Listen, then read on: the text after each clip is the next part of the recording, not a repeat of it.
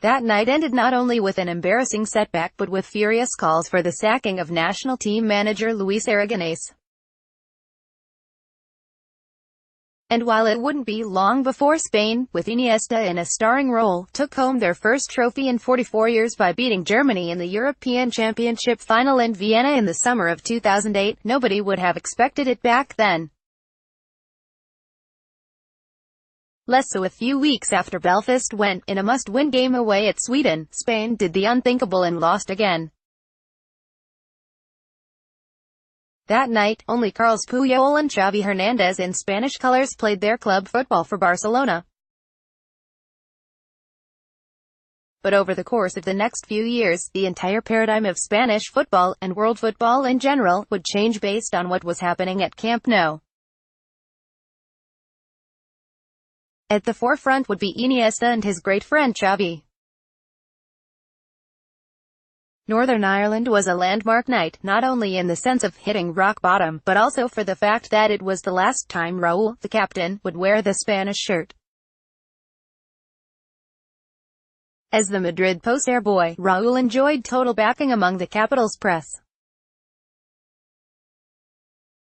Aragonés' decision to exclude him was met with fervent and persistent calls for his reinstatement from Raúl's favorite publications.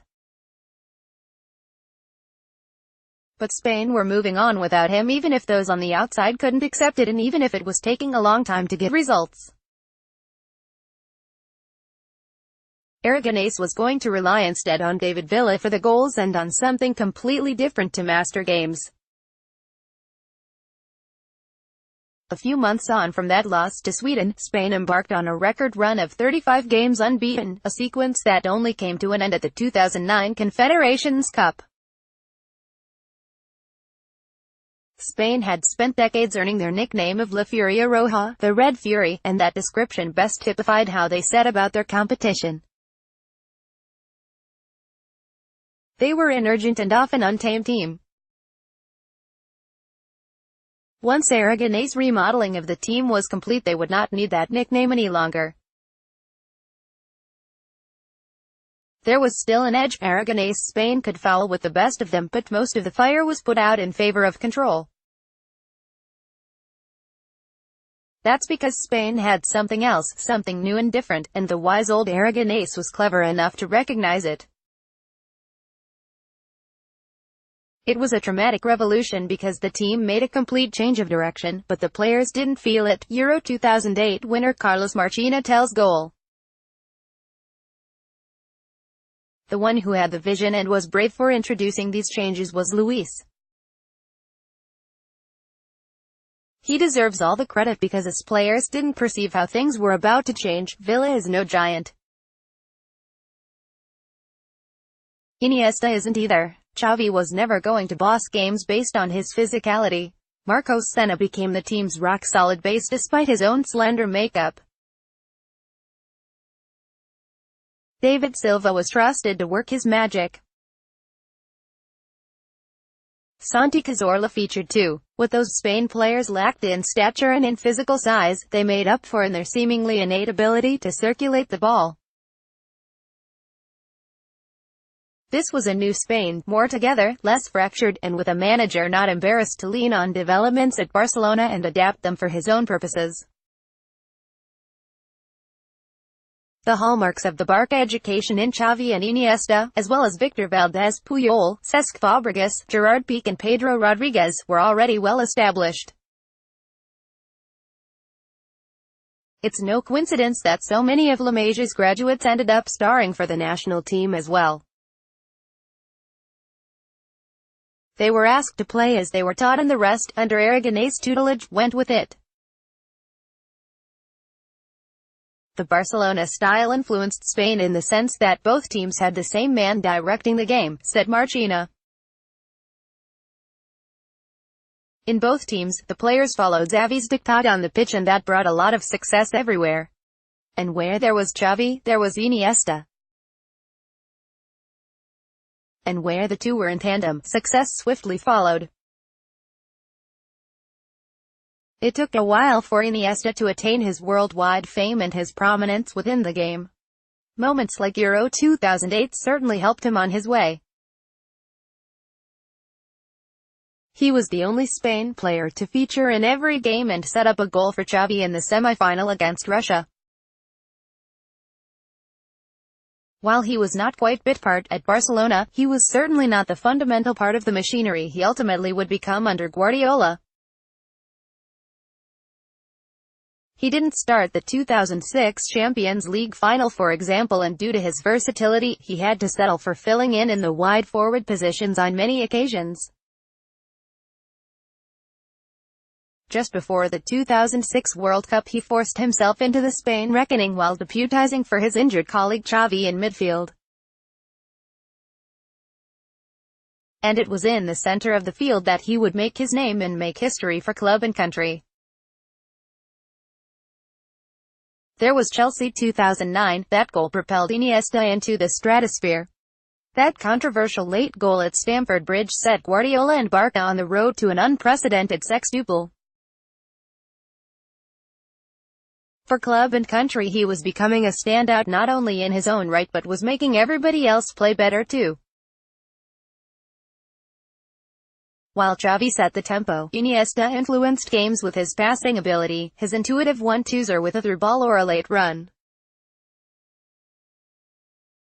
It took a run of trophies that grown to finally give the reluctant superstar the plaudits he deserved. There have been 4 Champions Leagues in total, 2 Euros, and countless other trophies. Capping it all off was the World Cup in 2010. It was a difficult tournament for Spain to begin with. They hadn't been at their best and Iniesta struggled in the early stages with injury. But as Spain picked up steam, so too did the playmaker. When the final rolled around, it was Iniesta who provoked the late red card for Johnny Heitinga, which helped swing the balance in Spain's favor. And it was Iniesta, 4 minutes away from a penalty shootout, who settled the match. For such a quiet, unassuming player, it is remarkable to note that the 2 celebrations he will be forever associated with were shirts off, over-the-top efforts more associated with peacocks like Cristiano Ronaldo. First came Chelsea 2009 and then Cape Town 2010. Even then, while sprinting to the corner, he was sharing the moment with others. Dani Jarque, Espanyol's deceased captain, was remembered by Iniesta in a memorial on his undershirt. It must mean that there was a sense of destiny about Iniesta's preparations for that game, that Spain were going to win the World Cup and he was going to score. That confidence does not always flow naturally, but Spain and Barca were in the winning groove. No longer hopeful, they were expectant. The groundwork laid down by Johan Cruyff all those years ago, by Aragonés in the national team and by the king of winning Pep Guardiola took effect. In Iniesta, they had living proof of their methods. Patience, belief, conviction. If all these elements were maintained, then the success would naturally follow. More success and more individual accolades followed at Euro 2012. Spain were so dominant by that stage that much of the world's press were labeling them boring. Xavi and Iniesta were at the height of their powers. Iniesta carted off the Player of the Tournament award. In the years since, it's fair to say that performances have not been up to standard.